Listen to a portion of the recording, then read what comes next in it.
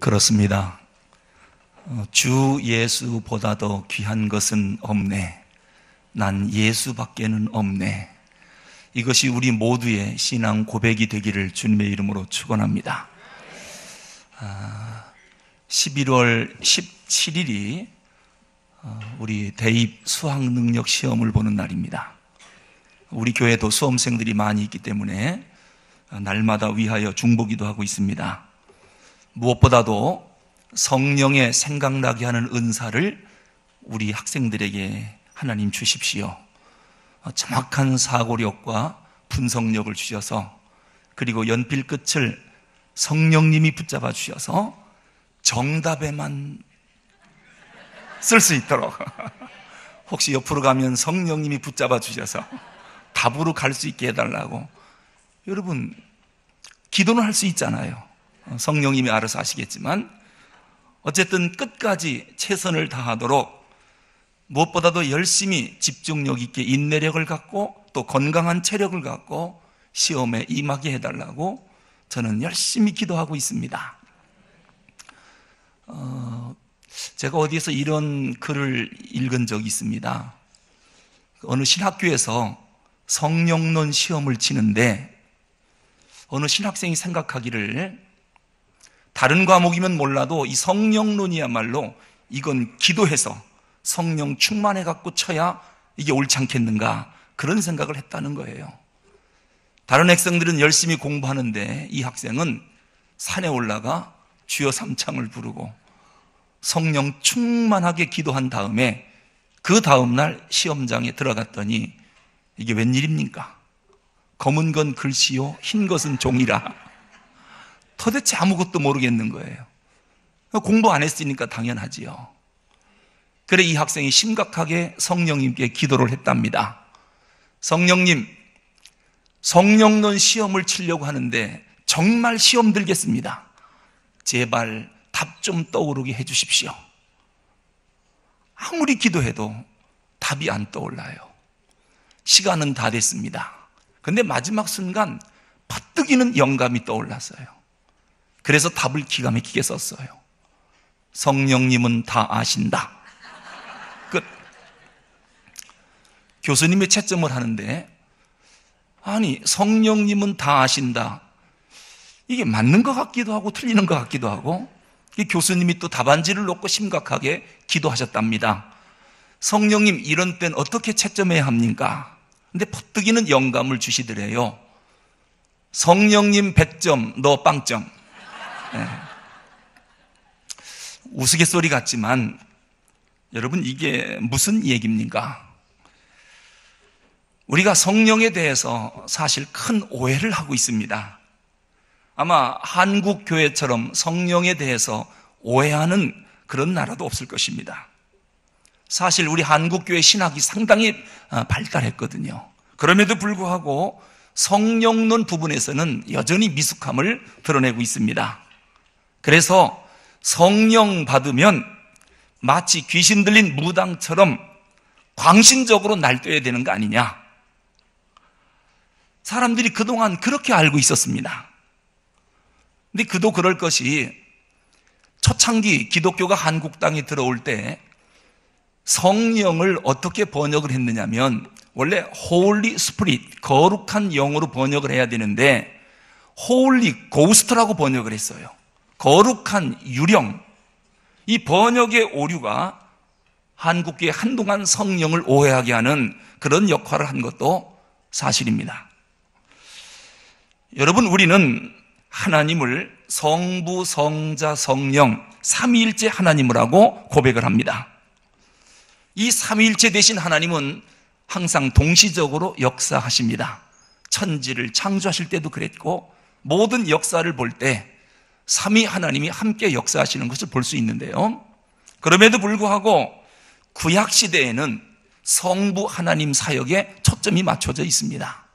그리고 신약 시대는 성자 예수님 사역에 초점이 맞춰져 있고요, 그리고 오늘 우리가 살고 있는 이 교회 시대에는 성령 하나님에게 초점이 맞춰져 있습니다. 그런데 문제는 뭐냐면, 우리가 성부 하나님에 대하여, 즉 신론입니다. 그리고 성자 예수님, 즉 기독론입니다. 신론과 기독론에 대해서는 많이 알고 있습니다. 그런데 정령 교회 시대, 성령 시대를 살고 있는 우리들이 성령에 대해서는 상당히 모릅니다. 그래서 우리는 성령님은 어떤 분이신가? 성령님이 우리에게 오시면 어떤 일이 일어나는가? 우리가 왜 성령 충만함을 받아야 하는가? 이것은 반드시 알아야 됩니다. 그래야 올바른 신앙생활, 그리고 능력 있고 건강한 신앙생활을 할 수가 있습니다. 그런데 이 성령론에 대해서 오해가 많기 때문에 성령론에서 이단들이 상당히 많이 나옵니다. 사랑하는 성도 여러분, 성령님이 도대체 어떤 분이십니까? 크게 네 가지로 말씀드릴 수 있습니다.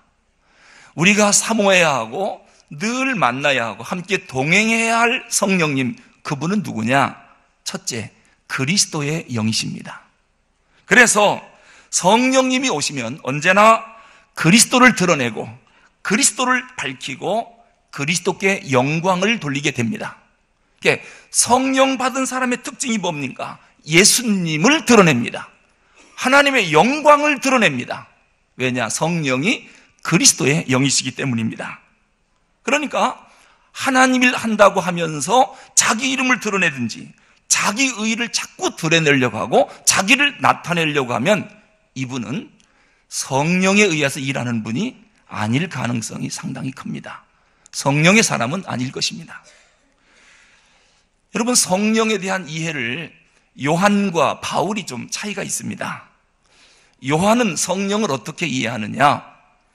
우리와 함께 계시던 예수님께서 부활 승천하고 하늘로 올라가신 뒤에 그리스도의 영을 이 땅에 보내주셔서 우리와 함께 하시는데 그것이 성령이시다. 그런가 하면 바울은 성령을 어떻게 이해하느냐? 장차 재림하실 예수님이 미리 우리와 함께 계시려고 와 계신 분, 그분이 성령님이시다. 결국 요한 신학이든 바울 신학이든 성령님은 누구의 영이라는 겁니까? 그리스도의 영이시다. 그 다음에 두 번째, 여러분, 성령님은 인격적인 영이십니다. 아주 인격적인 영이십니다. 그래서 영어 성경에 보면 성령을 인칭 주어인 he라고 씁니다. 대문자 h를 써서 he. 비인칭 주어인 it을 쓰지 않습니다. 여러분, 어느 그 성령 집회하는 곳에서 이런 일이 있었답니다. 강단에서 강사가 성령 받으라 하니까요, 주부들이 앞치마를 들고 받으려고 말이죠. 그리고 성령 받았다고. 여러분, 성령님이 무슨 물건입니까? 주고받고 던지고 하는 겁니까? 그렇지 않습니다. 성령님은 그리스도의 영이면서 동시에 인격적인 영이십니다. 그래서 성령이 임하면 사람이 얼마나 인격자가 되는지 몰라요. 얼마나 고상한 사람이 되는지 몰라요. 성령님은 우리의 성품과 상식과 인격을 아주 고상하고 성숙하게 만들어 주십니다. 악령과는 전혀 틀립니다. 악령은 우리의 성품, 우리의 상식, 우리의 인격을 손상시키고 해롭게 하고 인격을 말살시킵니다.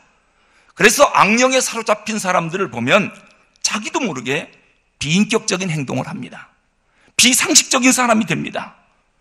그러니까 성령 받았다고 하면서 비인격적인 행동을 한다든지 비상식적인 행동을 한다면 그 사람은 뭔가가 잘못된 사람일 겁니다. 그가 성령의 사람인지 아니면 악령에게 조종을 당하고 있는 사람인지를 분별하려면 그분의 삶의 열매를 보면 합니다. 그가 행동하는 행동이 복음적이고 인격적이고 상식적이냐, 과연 덕스럽고 올바른 행동을 하고 있느냐, 그걸 보면 이분이 성령의 사람인지 아닌지를 분별할 수가 있습니다. 근데 간혹 성도들이 성령님을 오해할 때 성령 받으면 혹시 정신이 몽롱해지는 카타르시스에 빠지는 게 아니냐, 이렇게 생각들 하시는데요, 그렇지 않습니다.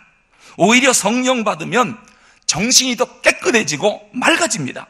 온전해지고 총명해지고 한마디로 멋진 사람이 됩니다. 그래서 예수 잘 믿으면 기가 막힌 신사숙녀가 됩니다.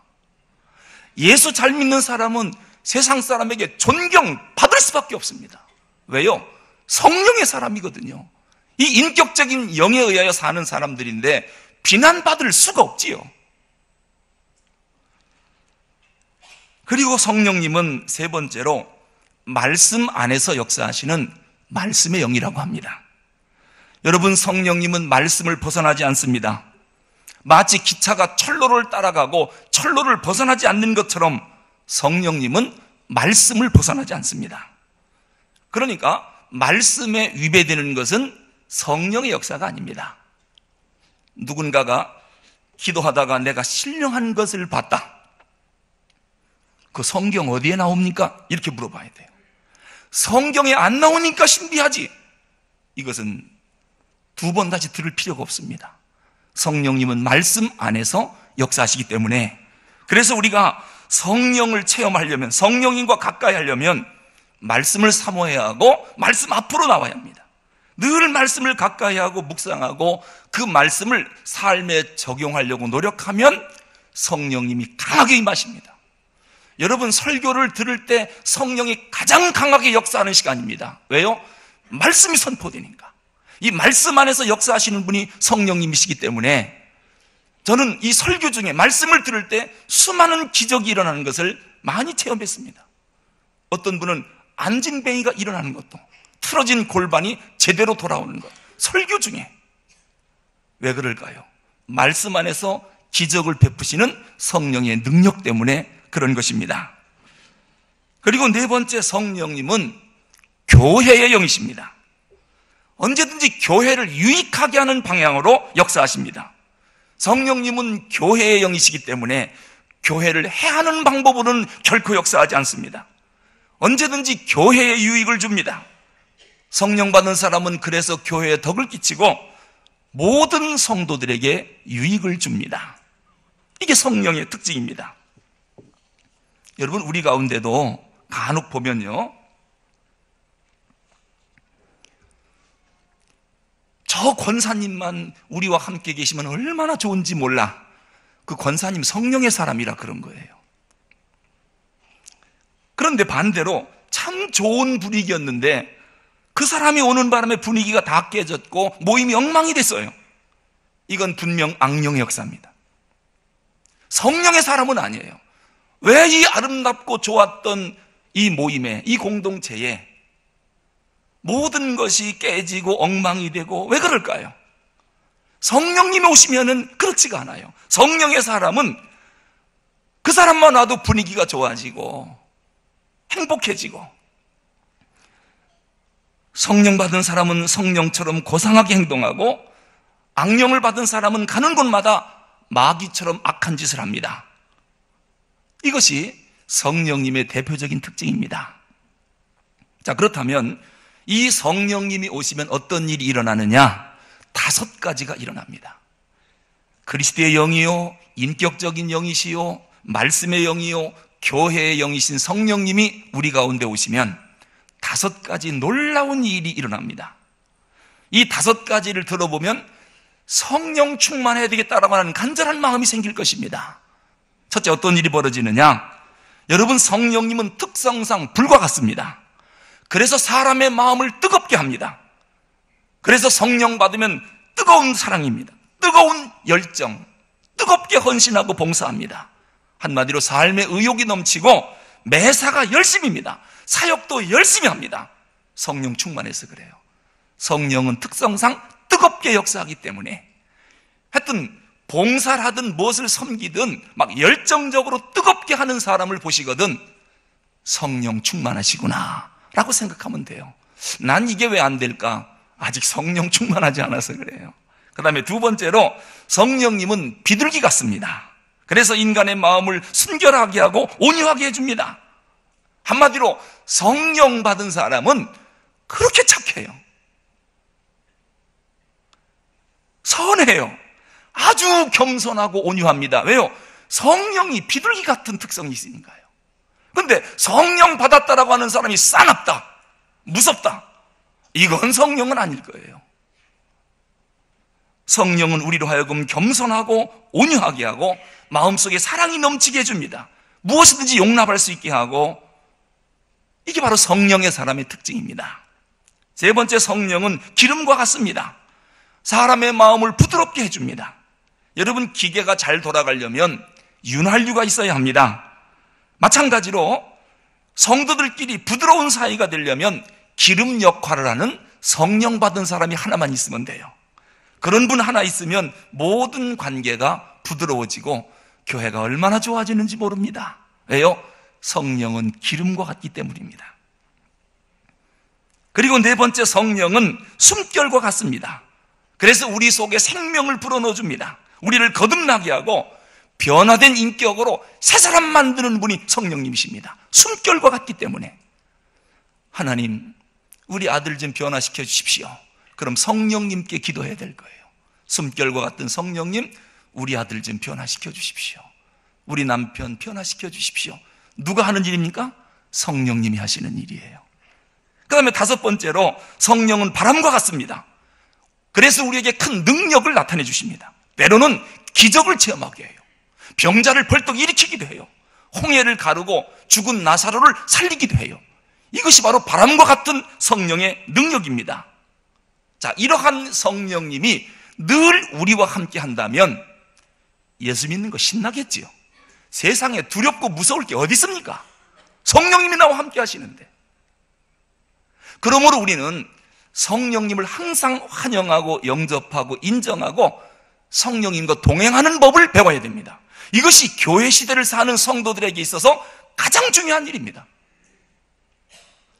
말씀드렸듯이 성령님은 인격적인 영이시기 때문에 환영하고 초청하고 인정해야 기쁘게 우리와 함께 하십니다. 성령님과 동행할 수 있기를 주님의 이름으로 축원합니다. 그런데요, 참으로 감사한 것은 오늘 본문 26절에 보니까 이와 같이 성령도 우리의 연약함을 도우시나니 우리가 마땅히 빌 바를 알지 못하나 오직 성령이 말할 수 없는 탄식으로 우리를 위하여 친히 간구하시느니라 라고 말씀합니다. 이게 무슨 뜻입니까? 이렇게 귀하신 성령님께서 우리의 모든 것을 다 아시고 우리를 도우시는 분이랍니다. 특히 성령님은 우리의 연약함을 돕기 위해서 친히 우리를 위하여 기도하시는 분이랍니다. 얼마나 감사한지 모릅니다. 성령님은 지정의가 있는 인격적인 분이십니다. 그래서 우리의 모든 것을 다 알고 계십니다. 우리의 과거뿐이 아닙니다. 우리의 현재, 형편, 사정, 아픔, 슬픔, 고통, 우리의 모든 문제를 성령님은 다 알고 계십니다. 그리고 우리의 미래까지도 다 알고 계십니다. 우리가 쉬는 한숨 소리까지도 하나님은 다 보고 있고 듣고 있고 알고 계시기 때문에 우리를 구체적으로 도우실 수 있는 분입니다. 아울러 성령님은 인격적인 영이시기에 우리가 아파할 때 성령님도 아파합니다. 하나님 앞에 눈물을 흘리며 기도할 때 하나님은 나를 위하여, 우리 성령님은 더 많이 눈물을 흘리면서 나를 위하여 중보기도 해주십니다. 때로는 우리가 선을 행할 때 성령님은 너무너무 기뻐하십니다. 우리가 죄를 범하면 성령님은 너무도 슬퍼하십니다. 하지만 회개하고 돌아오면 우리를 영접해 주면서 또 그렇게 사랑으로 용납해 주실 수가 없습니다. 이분이 성령님이십니다. 예수님께서 부활 승천하며 하늘로 올라가실 때 요한복음 14장 16절에 보면 내가 아버지께 구하겠으니 그가 또 다른 보혜사를 너희에게 주사 영원토록 너희와 함께 있게 하시리니 라고 말씀합니다. 이 말씀이 무슨 뜻이냐면요, 예수님이 하늘로 승천하시면서 내가 하나님께로 가면 나 말고 또 다른 보혜사를 너희에게 보내주겠다 약속하셨습니다. 또 다른 보혜사, 이 말은 뭐냐면 보혜사가 있었는데 이 보혜사 말고 또 다른 보혜사를 너희에게 보내줘서 너희와 영원히 함께 있게 해주겠다. 자, 그러면 원래 보혜사가 누굽니까? 예수님이십니다. 예수님이 보혜사이십니다. 그런데 그 보혜사이신 예수님이 하늘로 승천하시면서 또 다른 보혜사가 오셔서 예수님이 하시던 사역을 계속합니다. 자, 그러면 예수님이 이 땅에 계실 때 무슨 사역을 하셨는가를 보면 보혜사 성령님이 오셔서 계속해서 무슨 사역을 하시는지를 우리가 알 수 있겠습니다. 예수님이 이 땅에 계실 때 무슨 일을 하셨습니까? 대표적인 일은 영혼 구원입니다. 인간의 고질적인 문제인 죄, 죽음의 문제, 이것을 십자가로 해결하시고 우리의 영혼을 구원해 주셨습니다. 사실 우리는 예수님의 도움 없이는 누구도 구원받을 수 없는 죄인입니다. 그런데 예수님이 이 땅에 오셔서 죄로 인하여 죽었던 우리를 살려주시고 무엇으로? 십자가로 영원한 하나님의 자녀 삼아주시고 천국을 우리에게 주셨습니다. 그래서 예수님은 우리의 영원한 보혜사가 되시는 거예요. 그런데 그 예수님이 부활하신 후 하늘로 승천하시면서 말씀하시기를 나 말고 또 다른 보혜사를 너희에게 보내주사 영원토록 너희와 함께 있게 하리라 말씀하셨습니다. 그러면서 마태복음 28장 20절에 보면 볼지어다 내가 세상 끝날까지 너희와 항상 함께 있으리라. 무엇으로 우리와 항상 함께 있습니까? 성령님으로. 그러다가 오순절날 마가의 다락방에 그리스도의 영이신 성령님이 오신 것입니다. 그 성령님은 항상 우리와 함께 계시면서 죄와 죽음의 길로 빠지지 않도록 일거수일투족을 우리를 지키시고 보호해 주십니다. 우리가 연약하다는 것을 성령님이 너무도 잘 아시기 때문에 날마다 우리를 지키시고 보살펴 주시는 영이 성령님이십니다. 여러분, 우리 인간들이 얼마나 연약하냐면요, 오늘 성경에도 보니까 우리의 연약함을 성령님이 아시고 기도로 도우신다라고 말씀하시는데, 여러분, 우리 인간은요 조금만 넘쳐도 문제가 발생하고 조금만 모자라도 문제가 발생해요. 사랑이 너무 많아도 문제가 되고 사랑 못 받아도 삐뚤어지게 됩니다. 돈이 너무 많으면 타락을 하고 너무 적으면 비굴해져요. 은혜를 너무 많이 받으면 왜 교만해지는지 몰라요. 또 은혜를 못 받으면 사람이 사나워져요. 참 연약해요. 근데 보혜사이신 성령님께서 우리 인간의 연약한 체질을 다 아시고 우리의 연약함을 도우시겠답니다. 근데 여기서 한 가지 주목할 단어는 이 연약함이라고 하는 말이 단수로 되어 있지만 원래 헬라어 성경을 보면 아스테네이아, 복수형입니다. 이 말은 우리 인간의 연약함이 한두 가지가 아니라는 거예요. 좌절과 절망에 빠져 소생할 힘이 전혀 없는 정신적인 연약함들, 질병의 고통으로 오늘도 계속 쓰러져가고 좌절해 있는 육체적인 연약함들, 심지어는 사태를 분석할지도 모르고 지혜롭게 간구할지도 모르는 영적인 연약함들, 이 모든 것들을 아스테네이아라고 합니다. 그런데 성령님께서 우리의 이 아스테네이아, 이 연약함을 극복하도록 도와주시겠답니다. 그래서 연약한 우리 인간들이 해야 할 가장 중요한 일은 성령님, 나 좀 도와주십시오. 정신적으로, 육체적으로, 영적으로 연약한 것이 한두 가지가 아닌데 성령님 저 좀 도와주십시오. 이렇게 구하는 것은 상당히 중요한 일입니다. 여러분, 타이타닉이라고 하는 영화를 보셨나요? 초호화 유람선인 타이타닉호가 대서양을 항해하다가 큰 빙산에 부딪혀 배 밑창에서부터 금이 가기 시작했습니다. 그런데 밑창에 숨어 들어왔던 쥐들이 제일 먼저 알고 갑판 위로 다 올라갔답니다. 그런데 인간들은 배 밑창 축제를 벌이고 춤추고 술 마시고 떠들고 배 밑창에서 갑판으로 올라가면 쥐들이 그 인간들을 보고 뭐라 그랬을까요? 배가 금이 가서 물이 들어오고 침몰하고 있는데 아무것도 모르고 마시고 먹고 놀고 춤추고 있구나. 참 한심한 인생들이로구나. 이것이 인생의 아스테니아예요. 연약함들이에요. 여러분, 개미는요 홍수가 날 걸 미리 알기 때문에 홍수 날 것 같으면 집을 꼭대기에 진답니다.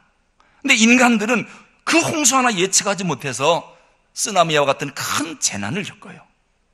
여러분, 거미는 바람 부는 것, 태풍이 어느 쪽에서 불어오는가를 거미가 미리 예측하고 반대 방향으로 거미줄을 친다고 그래요. 그런데 인간은 해마다 태풍을 맞아요. 이 모든 것들이 인간의 아스테니아예요. 연약함들, 그뿐 아닙니다. 우리 인간들이 건강한 것 같아도 육체적으로 봐도 참 연약함이 많아요. 눈에 보이지 않는 바이러스 병균 하나 때문에 사람들이 퍽퍽 쓰러집니다. 어떤 사람은 코털 하나 잘못 뽑아 파상풍으로 죽었답니다. 이게 연약함입니다. 또 정신적으로 우리가 얼마나 연약합니까? 여러분, 누가 한번 오늘 점심 먹을 때 눈 한번 싹 흘겨보세요. 밥 못 먹습니다. 밤새 잠 못 잡니다. 왜 눈을 흘겼을까? 괜히 혼자 상처받고 끙끙 앓다가 에이 교회 안 나가 이렇게 돼버려요. 이게 우리의 정신적인 연약함이에요. 조그만 근심 걱정 하나 때문에 밤잠을 못 자요. 오히려 강해 보이는 사람일수록 정신적으로 약하대요. 이게 나폴레옹의 이런 이야기가 있잖아요. 세계를 정복하겠다고 큰소리쳤던 정보왕 나폴레옹이 저녁이 돼서 집에만 들어오면 자기 아내 무릎에 엎드려 엉엉 울었다고 그래요. 여러분, 대기업 총수가 자살을 해요. 인기 연예인이 악성 댓글 하나 때문에 그걸 못 견디고 자살해요. 이것이 인간의 아스테네예요. 아스테네이야. 참으로 연약해요. 아직도 그런 거 하나 때문에 왜 죽습니까? 이게 강하지가 못한 거예요. 여러분, 영적으로는 우리가 얼마나 연약합니까? 그만하면 인격이 반듯한 것 같은데 돈 앞에만 가면 꼼짝 못해요. 요즘 검찰에 불려다니는 사람들이 이게 다 돈 앞에 다 진 사람들이에요. 이게 인간의 연약함이에요. 어떤 사람은 돈은 정의로운데 이성 앞에 가면 여지없이 무너져요. 어떤 사람은 이성 앞에 가면 강한데 명예 앞에 그냥 무너져요. 지혜로운 듯 보이는데 도대체 기도할 줄을 몰라요. 기도 열심히 한다 싶은데 사람 왜 그렇게 교만해요? 충성하는가 싶은데 물질에는 인색하기 짝이 없어요. 사람 참 좋아 보이는데 말 속에 독이 들어있어요. 말은 번드러한데 삶이 따라주질 않아요. 이 모든 것들이 인간의 연약함들이에요. 아스테네이아. 이 연약함을 성령님이 아셔요. 그럼 이 연약함을 성령님이 어떻게 해주셨다고 말씀하시느냐? 보혜사 성령님을 보내주셔서 우리의 연약함을 도와주시겠답니다. 이 도와주시나니, 도우시나니라고 하는 단어가 참 재밌습니다. 성령도 우리 연약함을 도우시나니. 이 도우시나니라고 하는 단어를 보면 성령님이 우리에게 오셔서 우리를 어떻게 도와주시는지를 구체적으로 알 수 있어요. 원래 이 도우시나니라고 하는 헬라어가 쉬난틸 람바노마이라고 하는 단어예요. 이 단어는 좀 특수한 합성어입니다. 난틸 람바노마이. 이 세 단어가 합성어된 합성어입니다. 이게 도우시나니라고 하는 말의 의미예요. 이 쉬라고 하는 말은 함께 내 곁에 서서 그런 뜻이에요. 난틸이라고 하는 말은 내가 할 수 없는 곳에서, 내 손이 미치지 못하는 곳, 내 능력이 미치지 못하는 곳에서 람바노마이, 번쩍 들어 옮겨주다, 번쩍 들어 문제를 해결해주다, 이런 뜻이에요. 세 단어가 합성어가 돼서 한 단어가 됐는데 이게 바로 도우시나니, 쉬난틸 람바노마이라고 하는 뜻입니다. 다시 번역을 하면 성령님은 내 곁에 오셔서 나와 다정하게 계시면서 내가 감당할 수 없는, 내 능력이 미치지 못하는, 내가 안고 있는 모든 문제를 번쩍 들어서 해결해 주신다. 이것이 성령님이 우리를 도우시나니라고 하는 쉬난틸 람바노마이라고 하는 말의 의미입니다. 성도 여러분, 인생을 살다 보면 내 힘으로 감당하기 어려운 문제들이 와요. 자, 예를 들어서 차량이 시골길 좁은 길을 계속 일방통행으로 깊이 들어갔는데 그만 아름드리 큰 거목이 길에 팍 쓰러져 있어서 이거 옮겨야 계속 갈 수 있는데 옮길 수가 없어요. 큰 아름드리 나무가 쓰러져서 길을 막고 있어요. 만져보니 꿈쩍도 안 해요. 이거 어떻게 해야 됩니까? 후진할 수도 없고 전진할 수도 없고. 또 예를 들면 여러분이 어딘가 운전하고 가는데 그 좁은 길에 집채만한 큰 바위가 탁 가로막고 있어요. 이거 건너뛸 수도 없고 후진도 안 되고 전진해야 되는데 앞은 가로막고. 이럴 때 어떻게 해야 됩니까? 그럴 때에 누군가가 그 문제 건너편에 와서 내 앞을 가로막고 있는 큰 나무를, 큰 바위를 번쩍 들어서 옮겨주다. 이것이 쉬난틸 람바노마이의 의미입니다. 성도 여러분, 오늘 답답한 문제가 뭡니까? 그거 우리 능력으로 해결 안 될 거요. 그럼 어떻게 해야 되겠습니까? 우리를 도우시는 성령님께 기도하셔야 됩니다. 조용히 앉아서 성령님, 도대체 이 문제 내 힘으로 해결의 기미가 안 보입니다. 저 좀 도와주십시오. 성령님이 즉시 개입할 것입니다. 여러분, 기도의 능력을 믿으십니까? 전 믿습니다. 우리의 기도를 하나님이 들으십니다. 인격적인 영이십니다. 그리고 우리를 도우시려고 성령님을 이미 보내주셨습니다. 그런데 왜 우리가 도움을 못 받느냐? 성령님께 도움을 요청하지 않아요. 성령님이 누군지를 몰라요. 성령님과 동행하는 법을 몰라요. 엄청난 능력이 왔음에도 불구하고 전혀 무기력한 신앙생활하는 이유가 성령님과 동행할 줄 몰라서 그래요.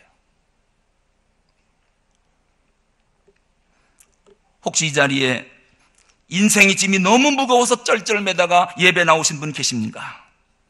염려 마십시오. 쉬란틸 람바노마이, 성령님께 도움을 구하면 즉시 오셔서 문제 해결해 주실 것입니다. 혹시 질병으로 인해서 너무너무 고통 중에 의사가 안 된다고 포기 선언하는 분이 있습니까? 그것도 걱정할 거 없습니다. 성령님께는 감기든 암이든 무슨 상관이 있습니까? 죽은 나사로가 살아나는 판이고 홍해가 갈라지는 겁니다.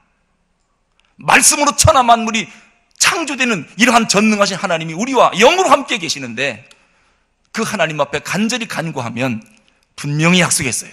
시난틸 람바노마이, 내가 너의 아스테네아 연약함을 알기 때문에 반드시 가서 도와줄 것이다. 혹시 반복되는 죄로 인하여 고통 중에 있는 사람 있습니까? 성령님께 기도하십시오. 성령님께서 그 죄악에서 우리를 건져주실 것입니다. 진로 문제로 또는 사업 문제로 해결할 길이 없어서 이거 어떻게 하면 좋은가 고민하는 분이 있습니까? 성령님이 계시잖아요. 성령님, 내 사업 좀 도와주셔야 되겠습니다. 내 진로를 좀 열어주셔야 되겠습니다. 성령님, 우리의 과거와 현재와 미래까지 다 아시는 영이시기 때문에 그분의 도움을 구하면 반드시 도와주시겠다고 약속하셨습니다. 그것이 오늘 본문입니다. 마지막으로 하나 더 확인하겠습니다. 이 시란틸 람바노마이는 문법적으로 시제가 현재형입니다. 그러니까 내가 너를 과거에 도왔다, 과거가 아닙니다. 앞으로 너를 도울 것이다, 미래도 아닙니다. 도우시나니, 이 단어는 현재형입니다. 물론 하나님은 과거에도 우리를 도우셨고 앞으로도 우리를 도우실 것입니다. 그런데 고통당하는 바로 이 순간, 지금 하나님 앞에 도움을 요청하면 현재형이에요.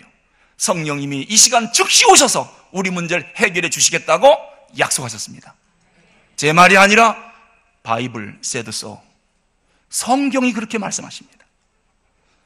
성령님과 친해지십시오. 성령님과 친밀한 교제를 날마다 나누십시오. 직장이든 사업장이든 어디서든지 힘들고 어려운 일 생깁니까? 즉시 성령님께 기도하십시오. 성령님은 우리의 기도를 들으시고 문제 해결 방법을 열어주실 것입니다. 남은 내 평생 동안 성령님과 동행하실 수 있기를 주님의 이름으로 축원합니다. 기도하겠습니다.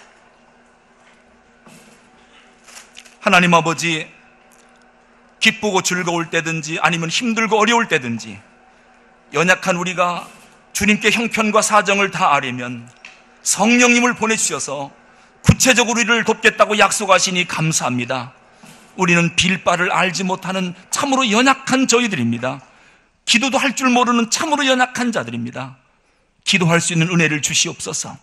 기도의 마음을 열어주시고 기도 제목을 주시고 기도의 능력을 주시옵소서. 이렇게 우리가 기도만 하면 즉시 우리를 찾아오셔서 도와주시겠다고 말씀하시니 감사합니다. 우리 삶 속에 나타난 해결할 수 없는 문제들 앞에서 나를 번쩍 들어 옮겨주시겠다고, 내 앞에 있는 문제를 번쩍 들어 해결해 주시겠다고 약속하셨으니 감사합니다. 내 인생 끝나는 날까지 성령님과 동행하는 복된 성도들, 승리하는 인생이 되게 하여 주옵소서. 우리 주 예수 그리스도 이름으로 기도하옵나이다. 아멘.